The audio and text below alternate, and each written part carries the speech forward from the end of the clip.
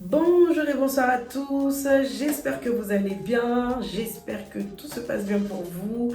En tout cas, moi, je vais très bien.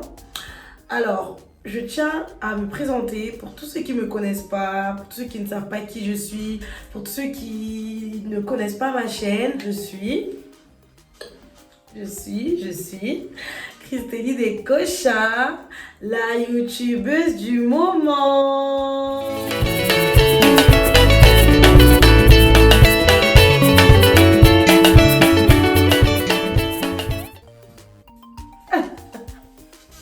Aujourd'hui, je viens avec une nouvelle vidéo. Comme je sais que la famille, vous aimez trop ça, je reviens aujourd'hui avec une nouvelle vidéo, une story time. Bon, avant de commencer la vidéo, je tenais à vous faire part d'une offre. Je pense que vous voyez et tout. Wow. Genre, trop belle la perruque. Donc, la perruque me vient de chez Claylière. Elle m'a été envoyée, je pense qu'il y a peut-être un mois comme ça qu'elle était là. Elle est venue en noir. Du coup là, comme vous voyez, j'ai fait une couleur dessus chez ma coiffeuse, celle qui me coiffe. Du coup, elle m'a fait une couleur façon châtain avec quelques mèches de blond.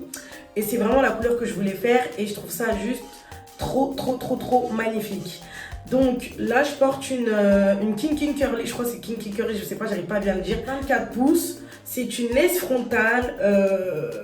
Là, on voit bien, je sais pas si on dit 13 x 6 ou 13 x 4, un truc comme ça. Et franchement, la perruque, je vous dis, elle a fait 3 fois. Elle a mis 3 fois la couleur dessus, enfin décoloration, coloration et tout. Et ça m'a donné un vrai rendu. Et je vous dis, les mèches, elles sont juste on flic, genre. Vous voyez? Je sais pas si on voit bien, mais en tout cas, elles sont juste magnifiques.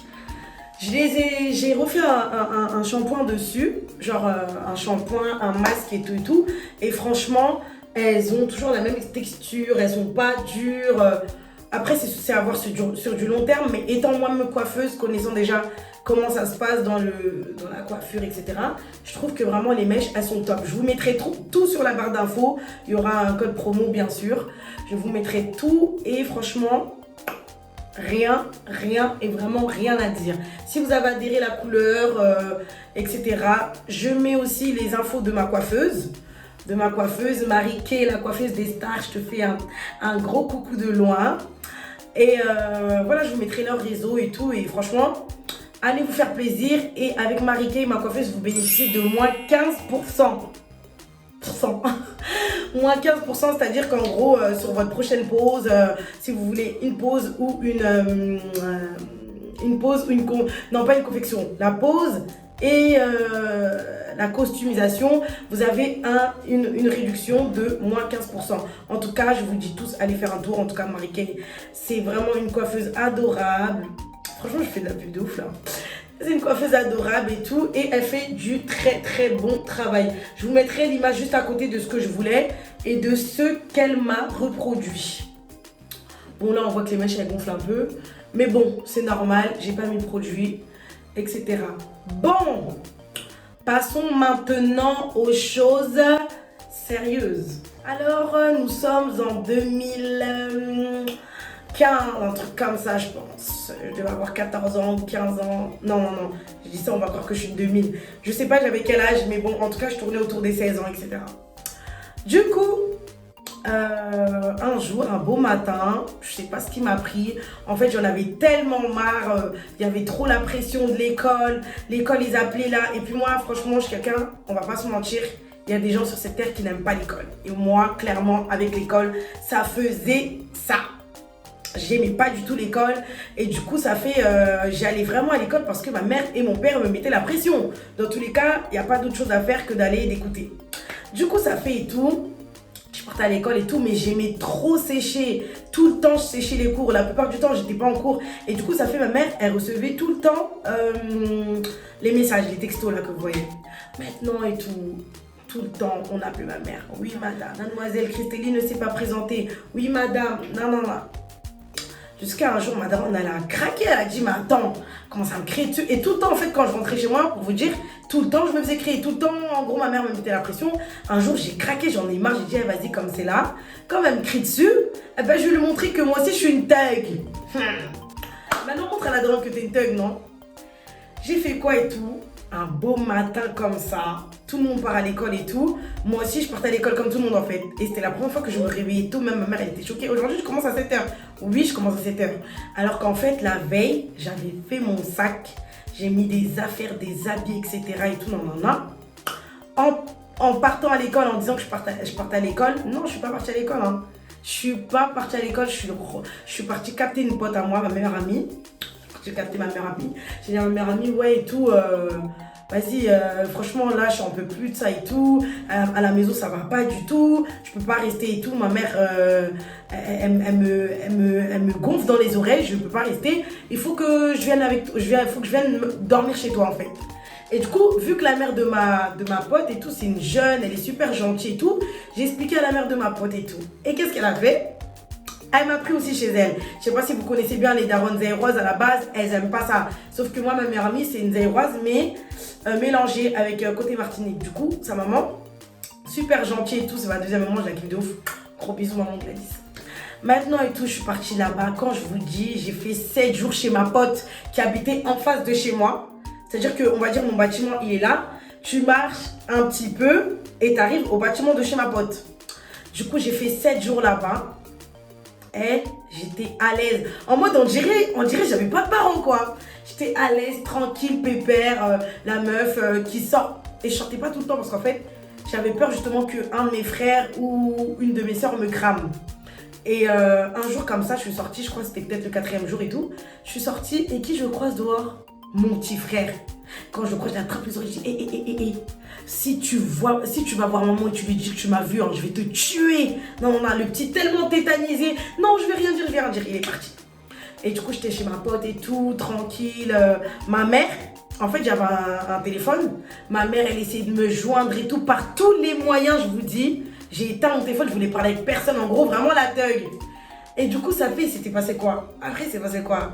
Après un jour comme ça, ils ont croisé ma meilleure amie. Ils ont dit à ma meilleure amie, ouais, toi tu sais pas où Christélie elle est et tout. Hein. Et puis ma meilleure amie elle a dit non et tout, je sais pas, alors qu'elle savait très bien où j'étais. Non, je sais pas et tout, maman, je sais pas où elle est. Mais en fait, je les avais tellement supplié de pas dire où j'étais. Elles ont dit non, elles vont pas dire et tout. S'il te plaît, dis pas où je suis, non. Au bout du 7e jour, comme on dit, hein. Il y a un temps pour tout, pour s'amuser, tout ça. Et après, il y a un temps aussi pour rentrer à la maison. Comme moi, je croyais qu'on était chez... Je sais pas si j'avais cru que j'avais élevé les cochons avec ma mère. Un beau matin, le 7e jour, je décide de rentrer. Je crois que c'était la fin de l'année déjà, fin de l'année 2016 ou 2017. Je sais plus trop. En tout cas, je sais que c'était la fin de l'année parce qu'on était le 24 décembre. Imaginez déjà. Donc, en gros, je me disais, bon, je vais fuguer jusqu'au 24. Comme ça, la veille, je rentre à la maison et je profite de Noël. Mais qu'est-ce que tu crois, toi? Hein? Toi, tu vas croire quoi? Qu'on marche comme ça sur Maman Rose? Le 24, aussi courageuse que je suis, je pars sonner en bas de chez moi. Gring, je sonne. Allô? Oui, allô, mais j'avais vraiment peur, hein. Franchement, je vous cache pas, j'avais chaud et tout. Allô? Oui, c'est qui là? Ça, c'est ma daronne. C'est qui là? Oui, maman, c'est moi, Jimmy. Je veux rentrer. Écoute-moi bien. Zonga place au Zalaki. Ou bien, kende commissariat, kende koyebisa commissariat que au Zongi. Et de là, je me dis, comment ça aller voir le commissariat et tout? Non, il est bizarre et tout. Je rappelle, elle me répond pas. Je dis, bon, façon dont elle est fâchée là, c'est mieux. Je monte pas parce que j'allais me faire taper de ouf. Donc, qu'est-ce que j'ai fait? Je suis partie jusqu'au commissariat. Quand je suis partie au commissariat et tout, j'arrive et tout. Et le mec du commissariat, il me dit, je dis bonjour et tout. Je suis venue parce que ma mère elle m'a dit de venir. Ah, vous êtes celle qu'on a cherchée partout? Celle qu'on a cherchée partout. Comment ça? Rentrez. Il me faut rentrer dans le commissariat et tout, non. J'attends un peu le temps que l'OPJ me reçoit. L'OPJ, elle me reçoit. Oui, bonjour mademoiselle et tout. Nous avons eu un avis de recherche de votre maman qui est venue là il y a une semaine, en début de semaine. On a placé un avis de recherche sur vous. Nanana. J'ai dit, dans ma tête, j'ai dit, ah ouais, tout ça. C'est que vraiment, elle s'est inquiétée quand même. Et du coup, elle me dit oui et tout. Du coup, ben, quand vous êtes revenu, on va appeler votre maman pour qu'elle vienne vous chercher. J'ai dit ok. On attend et tout. L'OPJ fait quoi? Elle appelle ma mère. Quand elle appelle ma mère et tout, ma mère, elle dit oui, j'arrive, madame, et tout, j'arrive. Et je vous dis, il était 10h. 10h et tout, non, ma mère, elle arrive vers 10h30 comme ça. Elle vient, elle arrive avec mon daron. Elle arrive et tout, mon daron, il attend en dehors et elle rentre dans la salle et tout. Et quand je vous dis, j'étais moche, hein. Quand je vous dis, j'étais moche, franchement, comme la Bible dit, hein, enfants, obéissez à vos parents. C'est réel parce que quand j'obéissais pas à ma mère, comment j'étais vilaine. On dirait une meuf qui n'avait pas de parents, s'il te plaît. Du coup, ma mère, elle vient et tout. L'OPJ, elle dit, voilà, madame et tout, on a retrouvé votre fille. Elle est là et tout, vous pouvez la récupérer et tout. Ma mère, elle fait, pardon. N'a récupéré. N'a récupéré. En mode, elle dit ça en français. En fait, je voulais trop limiter en lingala, en fait, comment ça pouvait faire. Elle dit, moi, madame, je vais la récupérer. Ah non. Je la récupère pas. Quand vous l'avez retrouvée, vous allez aller la placer. Je regarde ma mère en mode... Oui, en fait. Elle dit, vous allez aller la placer. Maintenant, l'OPJ, vous voyez, en mode, elle dit, mais madame, vous êtes venue déposer un avis de recherche. Votre fille est là, madame. Vous devez la reprendre. Elle est là. C'est bon, on l'a retrouvée. Ma mère, quoi? Déterre dans ses choix. Madame, je ne vais pas la récupérer. Si vous pensez que vous éduquez mieux votre enfant que moi, alors prenez-la chez vous. Ah, madame, elle dit ça, la dame.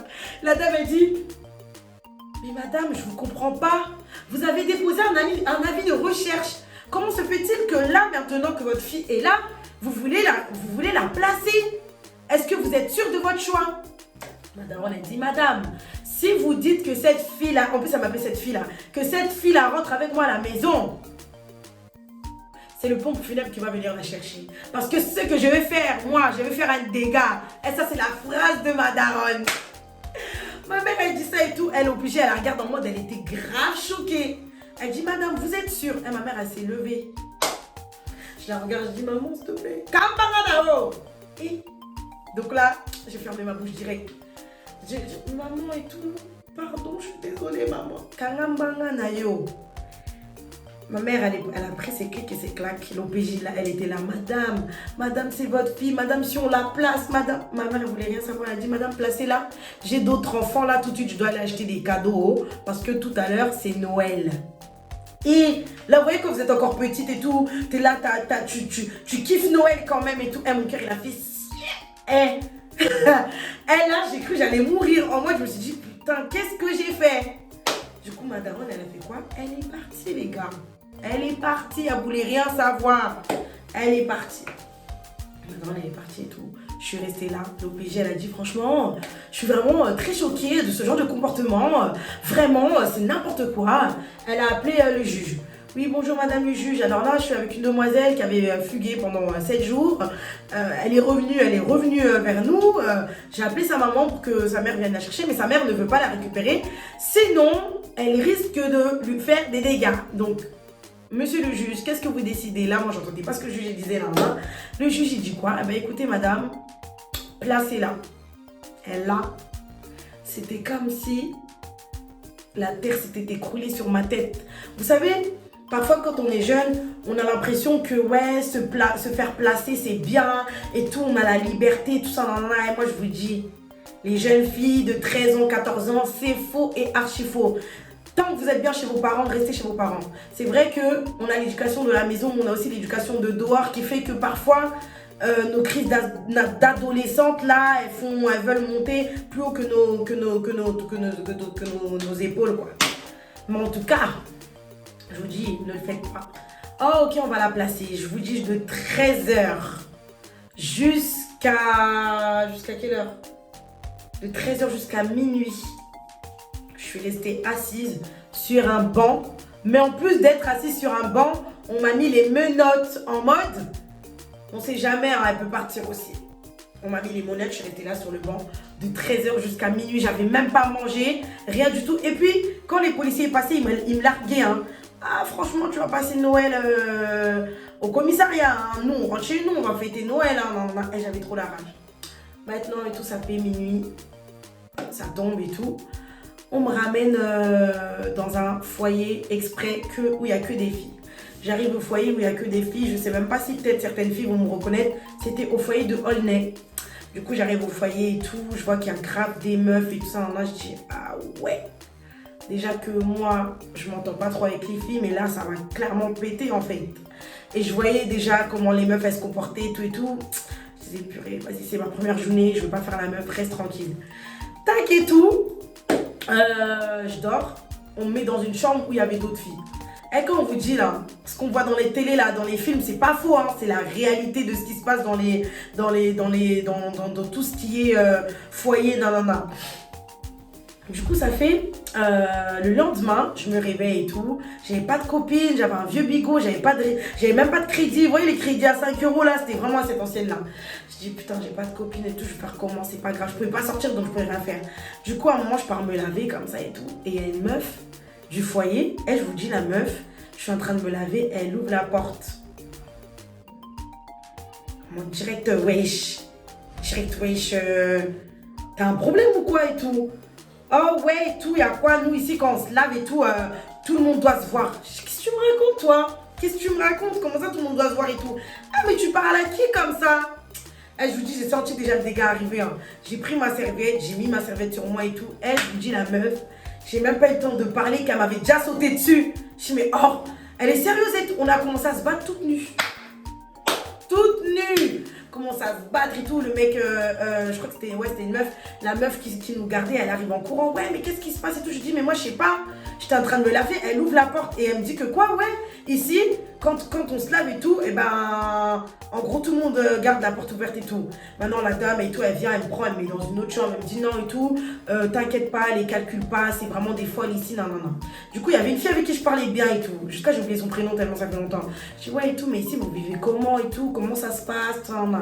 Et puis la fille, elle dit ouais, franchement, ici, l'argent de poche et tout, ça vient pas directement, il faut patienter le temps que l'État il traite ton dossier, etc. et tout. Non, je dis, mais maintenant vous faites comment? Elle dit, ah, nous on a des pigeons, hein.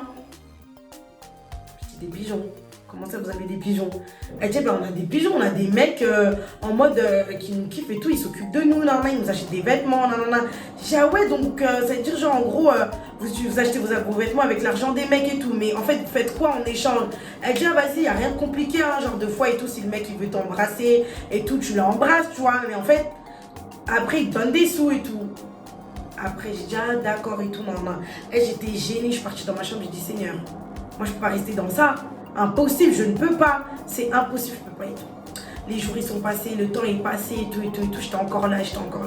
Un jour comme ça, mon éducateur, il vient me voir. Il me dit, Christelle et tout, là franchement c'est le dernier délai et tout ça, on va essayer d'appeler votre maman encore une dernière fois et ce sera la dernière fois. Si votre mère ne veut pas venir vous récupérer, vous allez être placé définitivement et vous allez appartenir à l'État. Vous ne serez plus sous les droits de votre maman. Quand il m'a dit ça, j'ai dit, monsieur, appelez-la s'il vous plaît, passez-la moi-même au téléphone, je vais essayer de lui parler et tout. Ma mère, elle me prend au téléphone et tout. Je dis, ouais, maman, s'il te plaît, pardonne-moi et tout.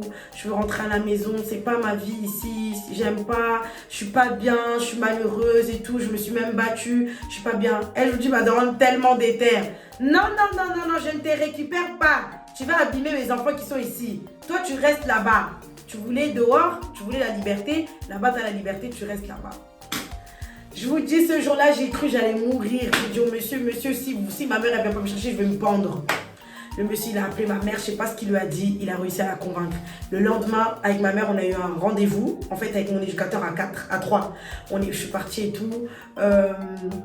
Mon éducateur, il a dit à ma mère, voilà, madame et tout, ça se voit que votre fille, c'est pas une personne, en gros, qui fait vraiment des bêtises. Nous, on a des filles qu'on suit qui sont vraiment largement plus pires qu'elle. Donc vraiment, si vous avez vraiment le souci de l'éducation de votre enfant, récupérez-la parce que les foyers, ce n'est pas bien et tout. Ma mère, Elle a vu que voilà, l'éducateur lui a trop parlé et tout. Et je pense qu'elle a dû se dire non, franchement, je ne veux pas laisser ma fille là et tout.